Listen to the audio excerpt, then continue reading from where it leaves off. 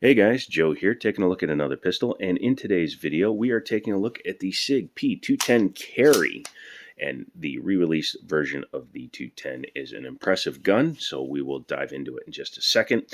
This one came from Liberty Arms. It's not available for sale anymore, but it came from Liberty Arms. It's a beautiful gun, and I really encourage you to call them because you can still get these brand new and they will hook you up.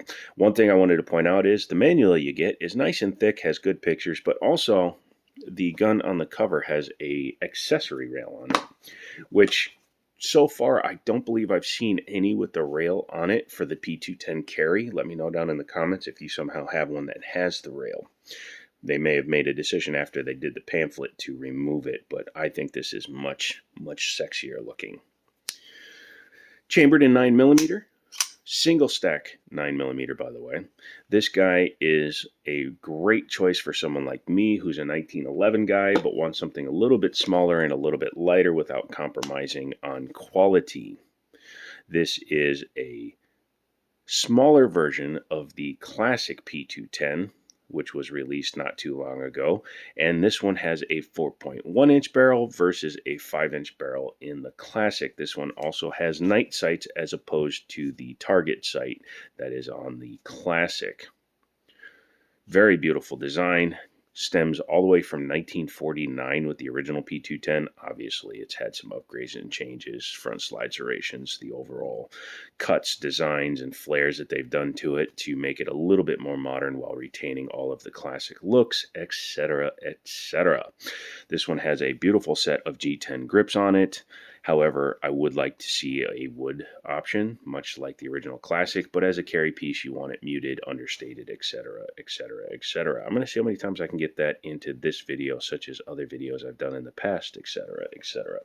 This has some front strap checkering at about 25 lines per inch, nothing on the back, but it does have some grip texture on the grip panels. They do wrap around, much like most of the other SIG Sauers, giving them a enhanced magwell or a slightly flared magwell.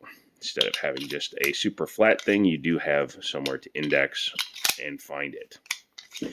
Being an American designed re-release of the gun, it's all American sized and styled, so yes, you do have a Americanized mag release. For those of you that don't know, older guns, they kind of differentiate them in discussion by saying that a button release up here on the grip is a American style gun and a heel release is a European style gun, and the HK lineup, and Walther, I believe, like to use a paddle style here in the trigger guard.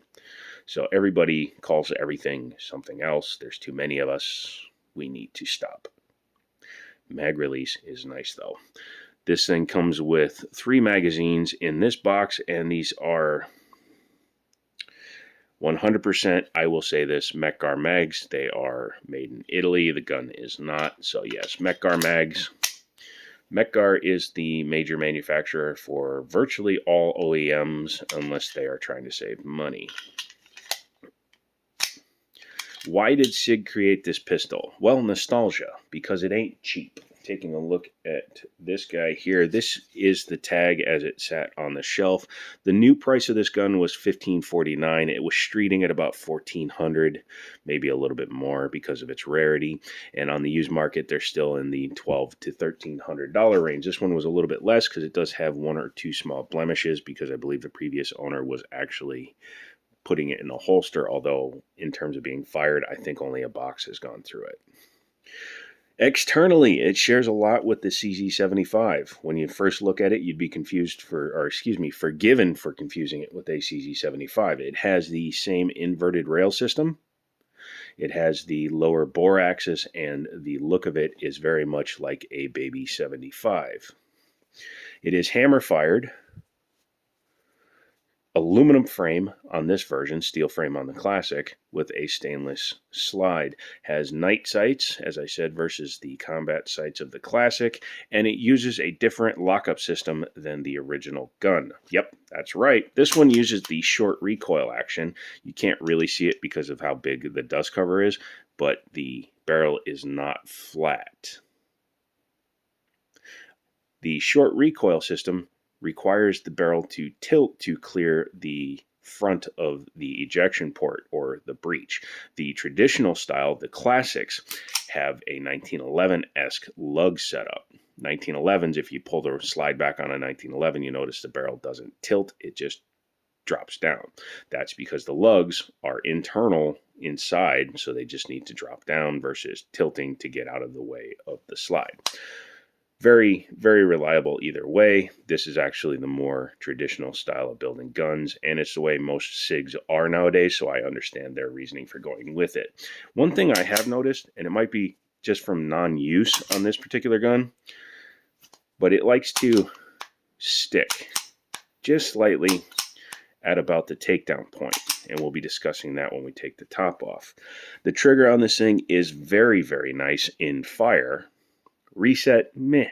So here we have the trigger, almost no take up. You can see it just comes and then stops. Hammer fire guns are very notorious for not requiring charging of a striker. So there you go. Beautiful, beautiful trigger pull. The reset, it's smooth. You don't feel any resistance, but you also don't feel it when it resets. If you were wearing a pair of gloves, you're not going to feel this gun reset. And the audible notification of reset is very faint.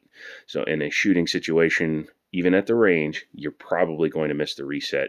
All you can do is release and then just pull, because the stop at the wall is quite obvious. You have a little bit of pull through. So yeah, when you release, just come right back and it will set right at the beginning of the wall.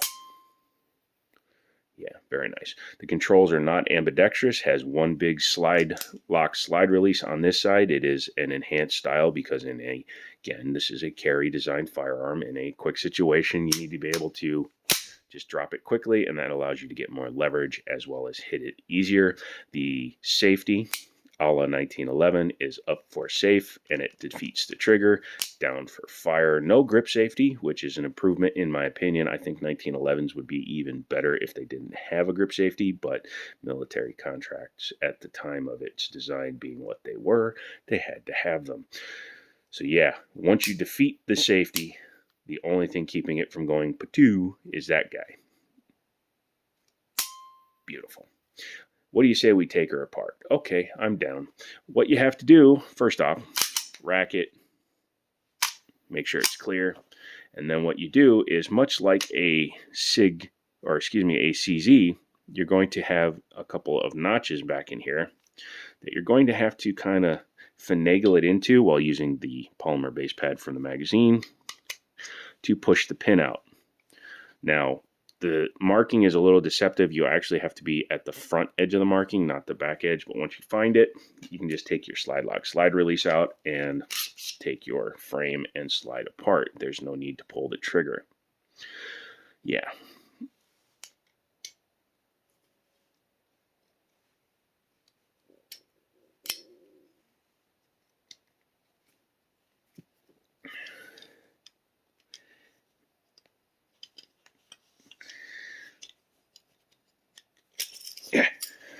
Sorry, as you guys know, I like to do these in one take, and I literally have not taken this gun apart.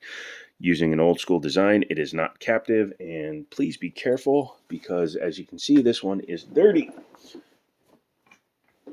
People have mentioned to me that I need to keep my couch clean, so for the sake of this video, we will put the dirty part on a rag and drop the slide lock on the floor. BRB. Part retrieved. In order to take the barrel out, it's just a standard drop system like there, and then we can take a look at the gun. Has a cam style system. It's not a swinging link, but it's also not the standard booger hook style recoil system. So yeah, as you can see, the way this cam is designed, when the gun fires, it's going to allow it to come back just slightly and then drop just slightly so that the slide doesn't just slam into the top of the barrel. Looking inside the slide, you can see it does have a lightning cut inside of it in order to reduce some of the reciprocating mass. Nothing wrong with that. Coming back here, you have your drop safety. Mwah. But that is important when you, well, I don't like them. 1911s, Series 70 don't have them, and yet they're still the most popular gun in America for old people like me. There you can see the firing pin back there. Very nice. Has an external extractor, which is fine. Many guns have them, even the Browning. Has a roll pin to keep that in place.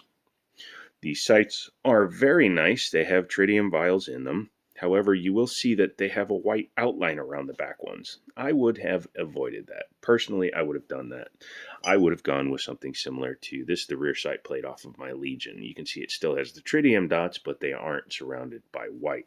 I would have left those off and just left the dot on the front for easier acquisition. But overall, yeah, that looks like a baby CZ slide. Inside the frame, how you doing? You have your fire control group back here. Very simple design. Obviously, being from so long ago, it doesn't require anything super crazy. One thing of note is that it is a yoke style trigger bar, which could also lead a little bit to its feel. A yoke style goes around the magazine, so you have the magazine in the center and two bars, one on either side of the trigger, that come around. It's possible, and somebody let me know down in the comments if you know more than I do, that having that style of trigger bar creates a better even pressure rearward. Also requires less pressure on the part of the trigger finger to get even pressure onto the sear. Either way, has an amazing trigger on it. Yeah, there's your drop safety. Weld that son of a gun down. But yeah, as you can see, even though it's an aluminum frame, it's cut extremely well. Very nice, very precise. And that's your field stripped. And what the heck are we looking at? P210, thank you. Let's go ahead and put it back together. In order to do that, you just take the barrel and put it in the slide. Take your guide rod and your spring. One thing you'll note is that this is a non-symmetrical recoil spring, so you're going to have to pay attention to which way it came out. For those of you wondering, the big part go down because slide lock go through. Excuse me. No, it doesn't. The locking block grabs it. Somebody said something completely wrong. Everybody get in the comments and call him a name. But yeah, what I had to do to take it apart was I rotated the recoil spring so that this part can more easily clear the locking block or the dropping or the cam block, whatever you want to call it. But once you have the gun partially reassembled, it goes together well. Just make sure that this is level when you reassemble the gun so that it doesn't create any hiccups or issues during the reassembly process. Yeah, there you go. So now what you do is you start way down here, a fortnight away from the end of the gun. There you go. You can see how easily it comes back together. You're going to pull the slide back just slightly, back to the takedown notch, and you're going to run your slide lock back through. Go ahead and function test, and you're back together and good to go. So, what does this one think of that one? This one thinks that one is definitely worth a look if you want a moderately expensive, very nice pistol. I have to take this one to the range along with the Legion and do some shooting nannies. But once I do, I will report back to you and let you know what my opinions are. If you have one and you want to tell me what your experiences are, I would love to hear it. Leave those down below. Don't forget to subscribe, come back for more videos, watch some shorts. And as always, I'll talk to you later.